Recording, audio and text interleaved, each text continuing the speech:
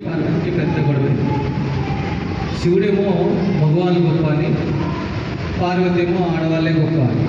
ఆదిశక్తి ఆడవాళ్ళే కాబట్టి ఆడవాళ్ళే గొప్ప, అన్నింటిలో మేమే కదా ముందుండేది, మగవాళ్ళు లేకపోతే ఆడవాళ్ళు ఎట్లని శివుడు. అయితే ఇలా బాగా రేంజ్లో గొడవ జరిగి అటోపలిటి మధ్యలో నారదుడు అట్లా ఎత్తున్నాడు. నారాయణ. అప్పుడు నారదుడి చూసి, అమ్మ ఏమైనా మాట్లాడున్నావు అని చెప్పి చూడు, నువ్వే చెప్పు నారదా, ఒక క్వశ్చన్ అడుగుతా, ఆడవాళ్ళు గొప్పనా మగవాళ్ళు గొప్పనా నువ్వు చెప్పుకోవాలంటే, అమ్మ ఆదిశక్తి, ఆది అంటే నువ్వే మొదలు, నువ్వే గొప్ప అమ్మ. అప్పుడు నరదా అంటాడు శివుడు.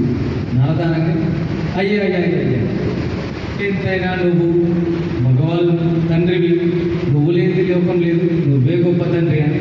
అప్పుడు పార్వతి కోపం వస్తుంది. నరదా అనగానే, అమ్మ మీ ఇద్దరి మధ్య నేను తట్టుకోలేదు, దీనికి పరిష్కారం నువ్వే చెప్పాలంట. దేవుడు శివుడు చెప్పాలంటే ఇదేదో నాకే కొడుతుందని చెప్పేసి ఏం చేశాడంటే, సరే అమ్మ నేను ఒక పని చేస్తాను, ఒక చిన్న గులకరాయి తీసుకొని భూలోకంలో వేస్తాను. ఆ భూలోకంలో వెళ్ళి ఎవరికైతే తగులుతుందో వాళ్ళు అమ్మ అన్నారనుకో ఆడవాళ్ళు గొప్ప, నాన్న అన్నారనుకో అయ్యా అన్నారనుకో మగవాళ్ళు గొప్ప. సరే అదేదో నువ్వే చెయ్యాలి శివుడు.